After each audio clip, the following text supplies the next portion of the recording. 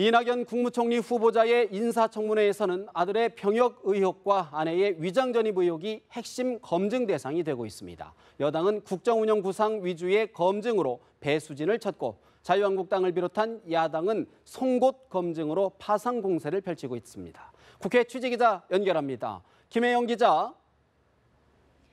네, 문재인 정부의 첫 인사검증 무대인 이낙연 총리 후보자의 청문회는 시작부터 야당의 송곳 질의가 이어졌습니다.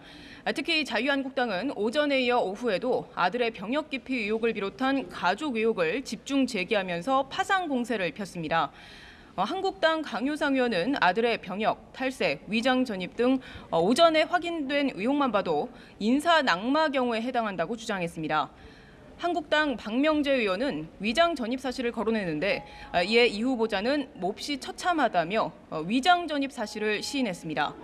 한국당 정태욱 의원은 아들이 입영 연기 신청이 아닌 병역 처분 변경서를 낸 것은 입대 의사가 없었던 것이라며 당시 후보자가 직접 탄원서를 낸 것도 진정성이 없었다고 주장했습니다.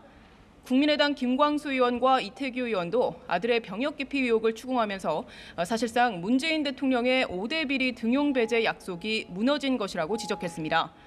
이에 이 후보자는 아들이 대학교 1학년 시절 입영이 자동으로 연기가 됐음에도 병무청에 가서 직접 신청했다며 병역 기피는 사실이 아니라고 반박했습니다.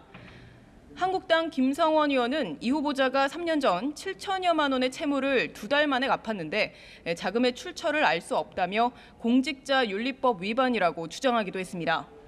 국민의당 김광수 의원은 1980년 당시 동아일보 기자였던 이 후보자가 전두환 전 대통령을 위대한 영도자로 표현한 점을 문제로 삼았습니다.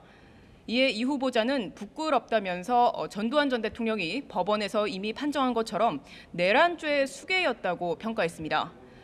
반면 여당인 더불어민주당 의원들은 국정구상 위주의 검증을 진행하면서 공세 방어막을 치는 데 주력했습니다. 민주당 간사인 윤우덕 의원은 이 후보자의 자료 제출이 미흡했다는 지적에 제3자의 사생활 보호 측면도 고려해야 한다는 취지로 답했습니다. 같은 당 전해숙 의원도 역대 총리들도 자료 제출을 하지 않아서 야당 시절 분통을 터뜨린 일이 많았다고 반박했습니다. 다만 같은 당 이철희 의원은 이 후보자가 책임 총리를 지향하면서도 그동안 피력해온 입장과 자세가 소극적이라는 지적을 하기도 했습니다. 김혜영 기자, 그런가 하면 오늘 청문회에서는 이낙연 후보자의 정책과 안보관에 대한 질의도 집중 이어졌다고요? 네, 그렇습니다. 이 후보자는 북한이 주적이냐는 질문에 군사적으로는 주요한 적이라면서도 총리가 군사만 생각할 수는 없다고 답했습니다. 다만 현재 국제사회의 대북 제재 기조는 존중돼야 하고 또 그 기조가 훼손돼서는 안 된다며 북한의 태도 변화가 없는 한 대화가 어렵다는 게 기본 입장이라고 말했습니다. 김대중 정부의 햇볕 정책에 대해서는 당시 대한민국의 역대 대북 정책에서 새로운 지평을 열었다면서도 운용에는 유연성이 필요하다고 밝혔습니다.